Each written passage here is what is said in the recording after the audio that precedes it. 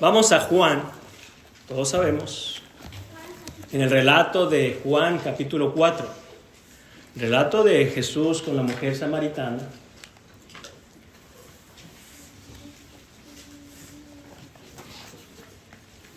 La idea de adorar a Dios, o el mandamiento de adorar a nuestro Dios, es en espíritu y en verdad.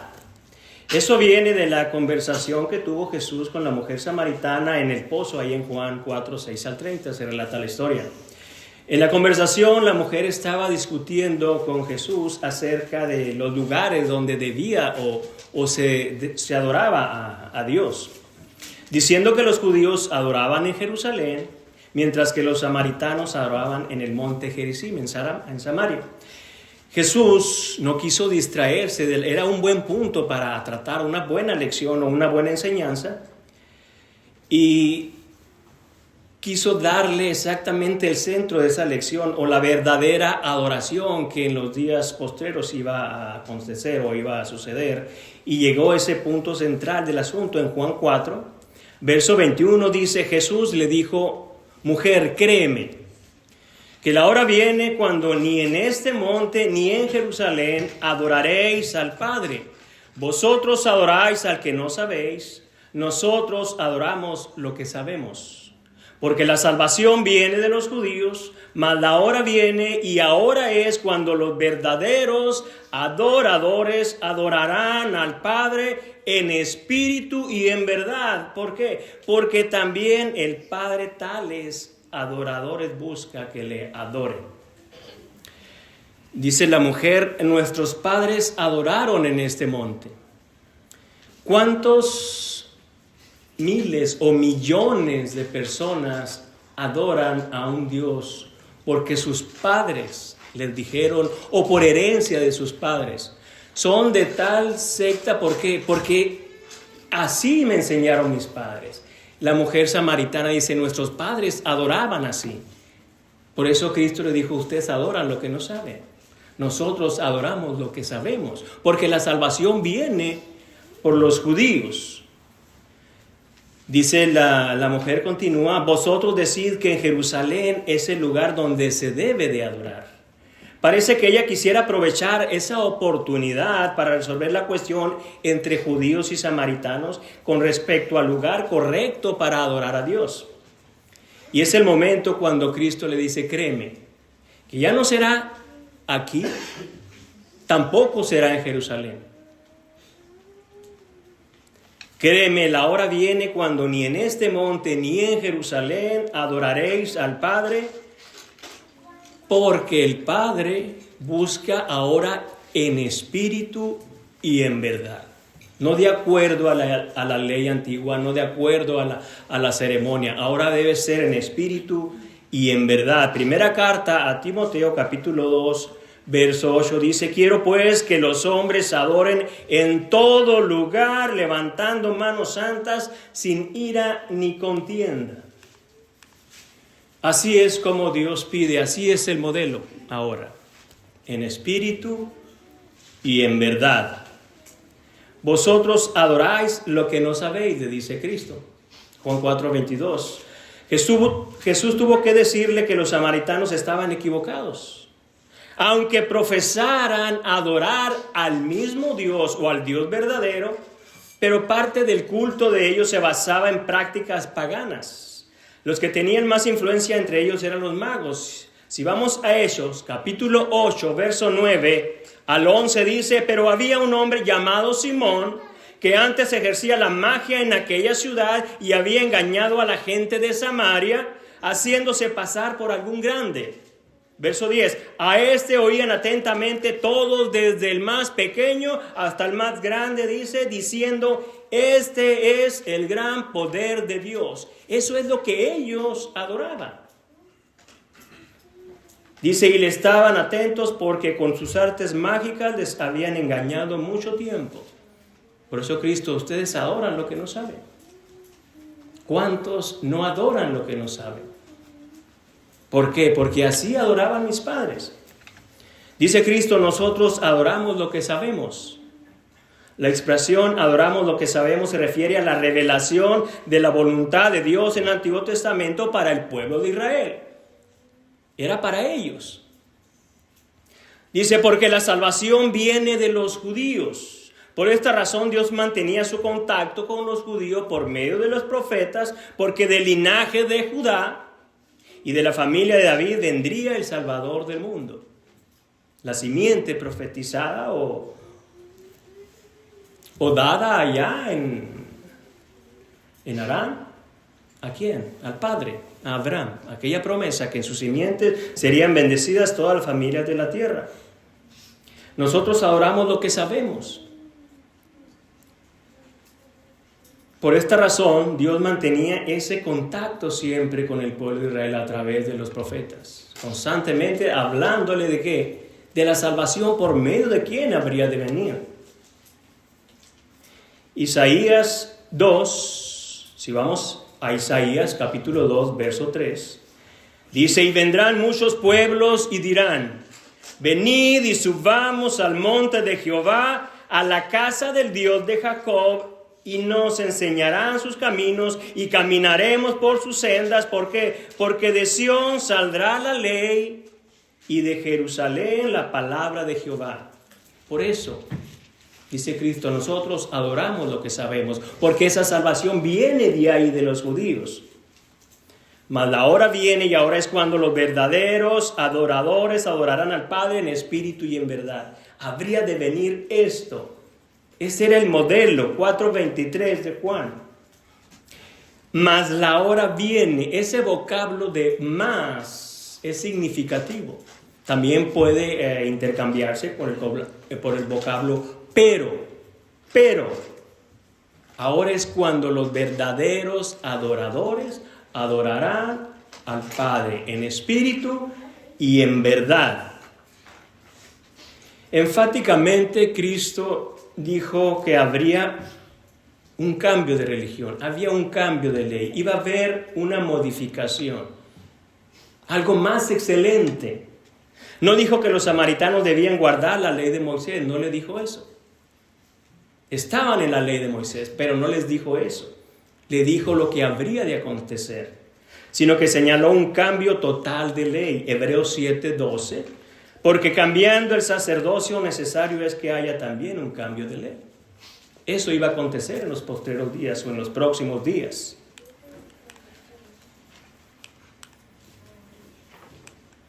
En espíritu. Tiene que ser en el espíritu. Adorar en espíritu no tiene nada que ver con nuestra postura física. ¿De qué forma puedo? ¿Sentado, hincado, parado? ¿Cómo? Tiene que ver con lo más hondo de nuestro ser y requiere varias cosas. Primero, debemos nacer de nuevo. Primeramente, para poder adorar a Dios en espíritu, debemos nosotros nacer primero, de nuevo. ¿Qué es nacer de nuevo? Juan capítulo 3, verso 3 al 6, respondió Jesús y le dijo, de cierto te digo, que el que no naciere de nuevo no puede ver el reino de Dios. Nicodemo le dijo, ¿cómo puede un hombre nacer siendo viejo? ¿Puede acaso entrar por segunda vez en el vientre de su madre y nacer? Respondió Jesús, de cierto te digo que el que no naciere de agua y del Espíritu no puede entrar en el reino de Dios. Lo que es nacido de la carne, carne es. Y lo que es nacido del Espíritu, Espíritu es. Necesitan nacer de nuevo. Necesitan nacer del Espíritu. ¿Para qué? Para que puedas adorar a Dios en espíritu. Primera regla. En segundo lugar, adorar en espíritu requiere de una mente centrada en Dios, en el Creador y renovada por ese nuevo nacimiento. Ahora naciste de nuevo, quiere decir que ahora en adelante tu mente tiene que ser transformada. Pablo nos exhorta a presentar nuestros cuerpos en sacrificio vivo, santo y agradable a Dios. Romanos 12, versos 1 y 2. Dice, hermanos, os ruego por la misericordia de Dios que presentéis vuestros cuerpos en sacrificio vivo, un sacrificio santo, un sacrificio agradable a Dios, que es vuestro culto racional, una verdadera adoración. ¿Cómo? No os conforméis a este mundo o a este siglo, sino transformaos, cambia. Ya eres nueva criatura. Dios te hizo nacer de nuevo, ahora cambia tu manera de pensar. Sino transformaos por medio de la renovación de vuestro entendimiento para que comprobéis cuál sea la buena voluntad de Dios, agradable y perfecta. Bien, como la conversión tiene que ser espiritual, como dice Juan 3:5, así también la adoración tiene que ser espiritual. Ahora la morada de Dios no será, como le dijo Cristo a la mujer, ni en este monte ni en Jerusalén, sino en el espíritu, en el hombre, en el corazón. El lugar o el templo ahora es la iglesia. Ahora es el individuo, el templo de Dios. Ya no era ese templo físico que habían destruido. Ahora la morada de Dios sería en el corazón de cada uno de sus hijos. La adoración, pues, enseñada por Dios, o sea, la verdad, ofrecía con toda sinceridad, con el espíritu de verdaderos hijos. El templo de Dios ahora es la iglesia. Efesios capítulo 2, verso 20 dice, edificados sobre el fundamento de los apóstoles y profetas, siendo la principal piedra del ángulo, Jesucristo mismo. Edifíquense, constrúyanse unos a otros y adoren a Dios. Eso quiere decir, bajo la ley de Moisés, Dios requería que su pueblo ofreciera sacrificios solamente en Jerusalén, en su templo. Y ahora bajo la ley de Cristo el sitio indicado es el corazón, alabando al Señor donde en vuestros corazones, dice Efesios 5:19, alabando a Dios en vuestros corazones. El sacrificio de alabanza es el fruto de labios, Hebreos 13:15. El ofrendar para tener comunión con los que predican el evangelio, Filipenses 4:18. Y todo lo que hacemos cada primer día de la semana, eso es adoración en espíritu y en verdad. De acuerdo al modelo, como dijo Nick. Así de acuerdo al modelo. 4:24 de Juan, Dios es espíritu. Dios es espíritu. Por eso no se limita a un templo hecho por manos humanas. Dios está en todo lugar, sino que siendo espíritu su presencia llena todo lugar y se puede adorar a Dios en todo lugar. Hechos 7, 47 al 50 dice, mas Salomón le edificó casa. Si bien el Altísimo no habita en templos hechos de mano, como dice el profeta, el cielo es mi trono y la tierra el estrado de mis pies, ¿qué casa me edificaréis? ¿Qué me puedes edificar? Dice el Señor. ¿O cuál es el lugar de mi reposo? ¿No hizo mi mano todas estas cosas? En cualquier rincón de la tierra donde exista, por más pequeña que sea una iglesia de Cristo, ahí se le puede adorar a Dios en espíritu y en verdad. Jesús nos enseña que es necesario pues preparar el corazón para adorar a Dios.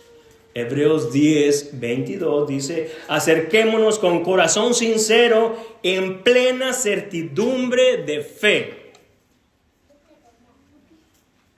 oyendo con fe. Recordamos el sermón de la mañana. Oíd con fe, en plena certidumbre de fe.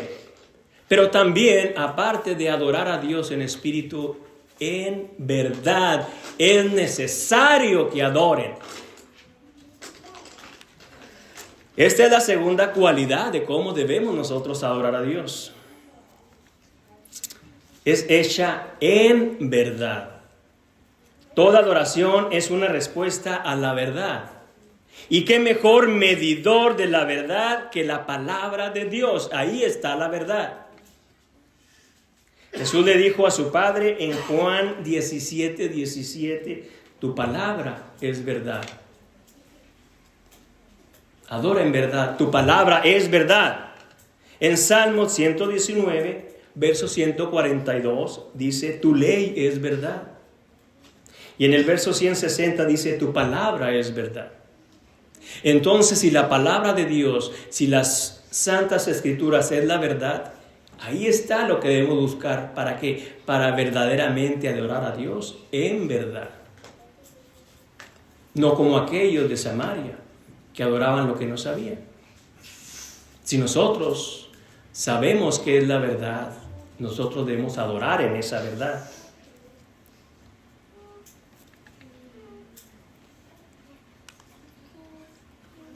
Dice, no solamente pues con toda sinceridad debemos adorar a Dios, sino conforme a las enseñanzas del Nuevo Testamento. 1 Corintios 2, 11 al 13 dice, porque ¿quién de los hombres sabe las cosas del hombre, sino el espíritu del hombre que está en él?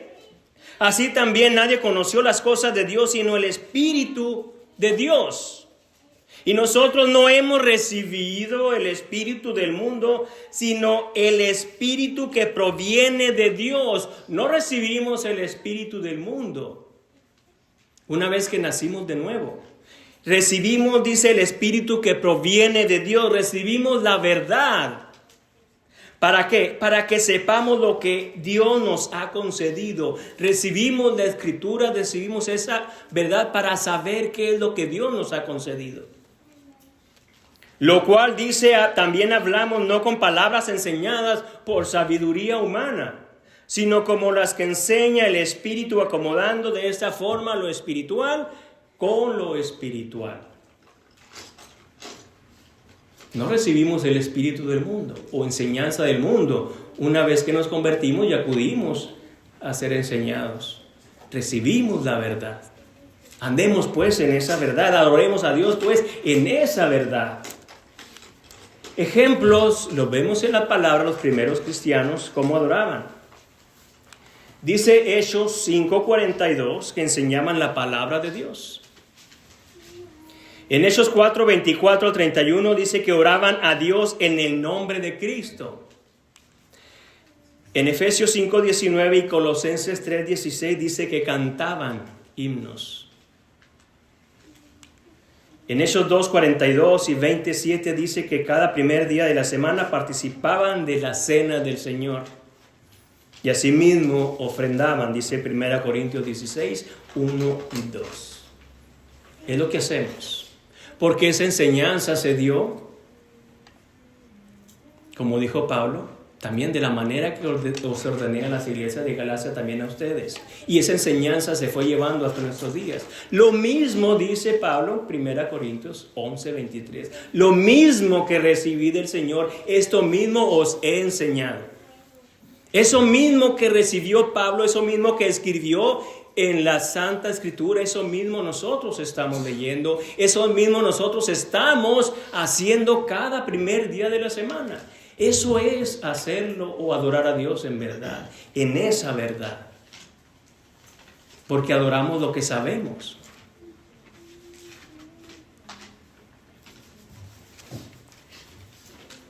Esto es el patrón dejado a los apóstoles. 2 Timoteo 1:13 dice, retén la forma de las sanas palabras que de mí oíste. Pablo a Timoteo, retén. Mantén contigo. Y obviamente, enséñalas. Era un evangelista. Retén la forma de las sanas palabras que de mí oíste en la fe y en amor que es en Cristo Jesús. Esto, hermanos, es adorar en verdad. Dios no permite que el hombre sustituya esta adoración con culto voluntario como le parezca. Para eso tenemos el modelo, para eso tenemos el patrón. Es decir, un culto inventado por los hombres, Como aquellos en Mateo 7, 21 al 23 dice, no todo el que me dice Señor, Señor, entrará en el reino de los cielos, sino el que hace la voluntad de mi Padre que está en los cielos. No cualquiera.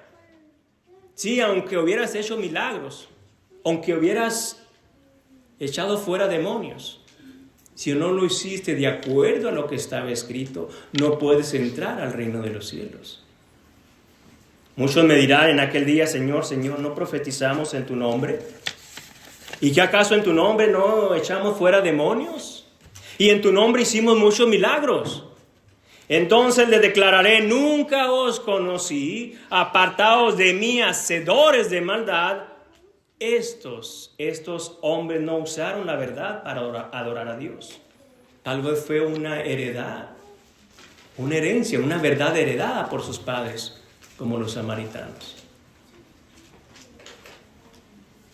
Adorar a Dios en espíritu y en verdad.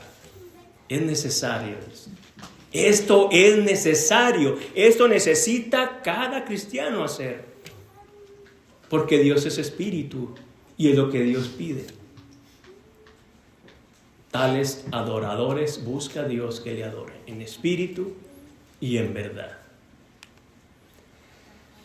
Para terminar, para concluir, la lección general sobre la adoración al Señor en espíritu y en verdad es que no debe limitarse a una ubicación geográfica, a un lugar específico, a un monte, a un templo. Necesariamente, dice, debe ser regulada por las disposiciones transitorias de la ley del Antiguo Testamento, tampoco de esa forma. Con la venida de Cristo, la separación entre judíos y gentiles ya no era posible. Había acceso ahora al lugar santísimo. El velo se había roto, se había abierto de arriba abajo. Ya no había más judíos ni gentiles. Tampoco lo era el templo de Jerusalén, un centro de adoración. Con la venida de Cristo, todos los hijos de Dios adquirieron igual acceso a Dios. La adoración se convirtió en un asunto del corazón, no de las acciones externas, y dirigida por la verdad, no por una ceremonia.